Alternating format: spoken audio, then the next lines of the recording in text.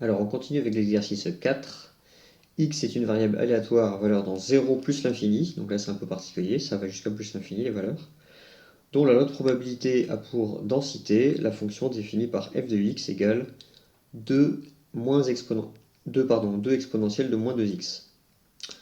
Donc premièrement, on veut calculer la probabilité pour x compris entre n et n plus 1, où n est un entier naturel. Alors on va regarder ça. Donc je vous ai fait un dessin de la fonction. Donc ça, vous n'avez pas à le faire, hein, c'est juste pour bien vous expliquer qu'est-ce qu'on cherche exactement. Donc nous, on cherche cette probabilité-là. Alors là, ce n'est pas des nombres qu'on connaît, c'est des nombres qui sont... c'est une variable en quelque sorte, n. Donc on pourrait imaginer, par exemple, si j'avais n égale à 1, ça correspondrait à l'air qui est ici entre 1 et 1 plus 1, c'est-à-dire 2. Donc ça correspondrait à l'air qui est ici. D'accord? Donc si j'ai n égale 2, ce serait l'air qui est ici, là, qui est toute petite, etc. Et on voit que très vite, l'air devient quasi nul. On n'arrive pas à distinguer la courbe étant très très vite vers 0, c'est trop. Bien, alors, donc on sait exprimer ça. Donc c'est l'intégrale sous la courbe entre n et n plus 1.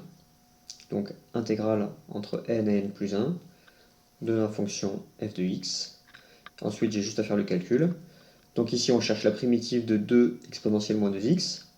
Donc cette primitive, elle va être en exponentielle moins 2x. D'accord? Il faut imaginer qu'il va y avoir une exponentielle moins 2x, et quand je vais dériver, il y a quelque chose qui va venir devant. Il faut que je trouve quelle est la fonction qui donne cette dérivée-là. Alors, eh bien, la fonction, c'est, on a juste à mettre un moins. En fait, ici, j'ai exponentielle moins 2x. Si je dérive exponentielle moins 2x, je vais avoir moins 2. Et ici, j'avais 2, donc j'ai juste à rajouter un moins. Voilà. Et là, je peux vérifier. Si je dérive cette fonction-là, je tombe bien sur celle-ci. Donc voici mon calcul d'intégrale. Je rajoute ici mes bornes n et n plus 1. Et je fais mon calcul. Ça me donne exponentielle de moins moins 2 n plus 1, moins exponentielle de moins 2n. Je simplifie un peu les calculs. Donc ici, j'utilise la propriété de l'exponentielle. Donc ici, je développe. Ça me donne moins 2n, moins 2. Et ici, je sépare. Je mets d'un côté la partie avec le moins 2n et de l'autre la partie avec le moins 2. Et ici, donc là, moins par moins, ça fait plus. Ici, j'ai exponentielle moins 2n. Et donc là, je vais factoriser par exponentielle moins 2n ici. Ça me donne exponentielle moins 2n, facteur de 1, moins exponentielle 2. Alors pourquoi je fais ça?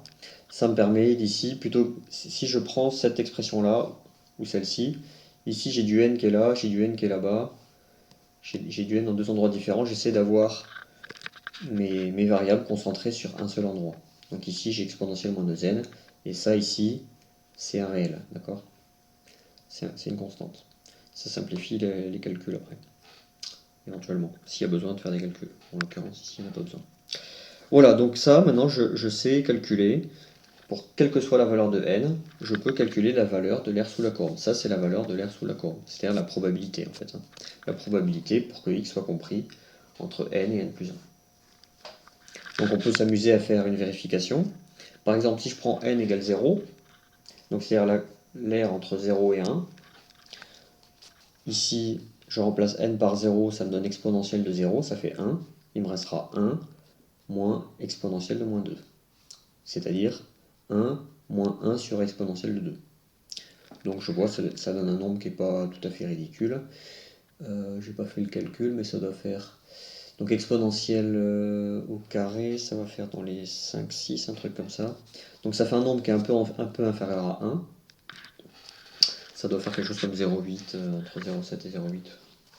Et donc effectivement, je constate bien que la plus grande partie de l'air, elle se trouve ici entre 0 et 1. Après, les morceaux qui restent sont assez petits, donc c'est assez cohérent. Et si je peux faire le même calcul avec 1, 2, c'était pas demandé, c'est juste pour se rendre compte un peu de ce qui se passe. Alors, petit b, on nous demande, calculer le nombre réel, m, tel que la probabilité pour que x soit compris entre 0 et m soit égale à 0,5. Alors, donc j'ai ce nombre-là. Ça correspond à quoi graphiquement? Donc il faut que ma probabilité entre 0 et m soit égale à 0,5. Donc en fait, je cherche le point ici, m, il doit être quelque part par ici, tel que l'air entre 0 et m, ici, soit égal à 0,5. 0,5 unités d'air. C'est ça que je cherche en fait. Je cherche où se positionne exactement ce m sur l'axe des abscisses pour que l'air ici soit égal à 0,5. Alors comment est-ce qu'on fait ça? Eh bien c'est pas compliqué. Donc on écrit ce que ça veut dire. Donc ça j'ai déjà fait le calcul ici. Pardon, ici je le refais. Donc je traduis ça en intégrale. Donc ça c'est l'intégrale entre 0 et m de ma fonction f de exponentielle de moins 2x dx. Donc le calcul de la primitive, je l'ai déjà fait, j'ai juste à remplacer ici. Donc entre 0 et m, ça va me donner moins exponentielle de moins 2m plus 1. Maintenant, je veux que cette chose-là soit égale à 0,5.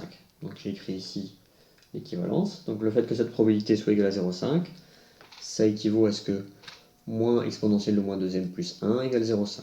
Donc ça, c'est une équation que je sais tout à fait résoudre.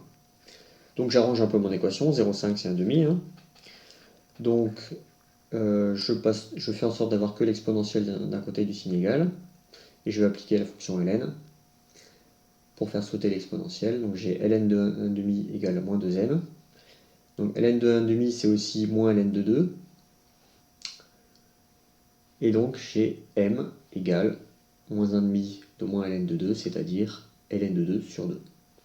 Donc petit m, si on fait le calcul approché, mais nous serons veut sa valeur exacte dans l'exercice, et si on fait le calcul pour pouvoir le placer graphiquement, pour vous montrer ce que ça donne 0,34, 0,35. Donc ça va être quelque part par ici. Voilà.